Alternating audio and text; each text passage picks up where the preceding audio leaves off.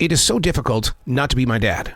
My dad would wake up in Billings, Montana every morning and grab that Billings Gazette to read it. He didn't want anybody to touch it because it was his newspaper and he wanted to know what was going on around the world.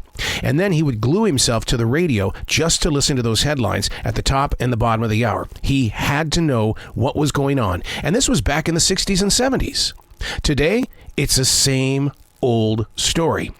But the difference in the stories is that you don't know what's fake news and you don't know what real news is. And you have to somehow, some way, pick out your own interpretation and decide, okay, this is the way it's going to go. Hey, it's Arrow. This is The Choice. This is what I was writing while the sun was waking up on a brilliant new day. Making our way through a world of constant redesign. Reverting back to laws that were once put into play during the nation's Civil War. Something like 1864. Does this prove reincarnation exists? Probably not. Seriously, instead of moving forward, so much of this nation has taken 10 to 100 steps back. Does that mean that we should look forward to rewiring the kitchen to put up a phone on the wall? If laws are going backwards, how close are we to interrupting human rights? Why are we moving back in an age where history shows it delivered enormous pain?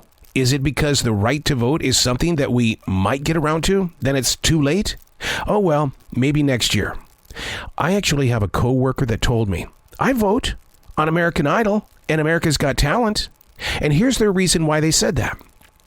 The music that they create will help put a positive change in the nation as well as the world. That's the reason why they vote on those shows. Making our way through a constant redesign. My question is, in going back like we are, will we have seatbelts to hold us in place? Or is that just something that was once part of a different time?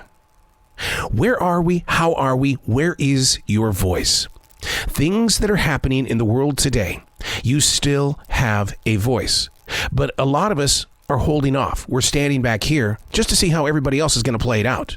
But the problem is we're getting fewer and fewer people on the played out stage. We're just standing back because we don't know what the outcome is. And yet we would be honoring our ancestors if we would just step into the game. Have a voice, have a plan, have a purpose, participate, become a part of your community, become a part of the nation. Don't just stand back waiting for the redesign. I'm Arrow, and that's what I was writing while the sun was waking up on a brilliant new day.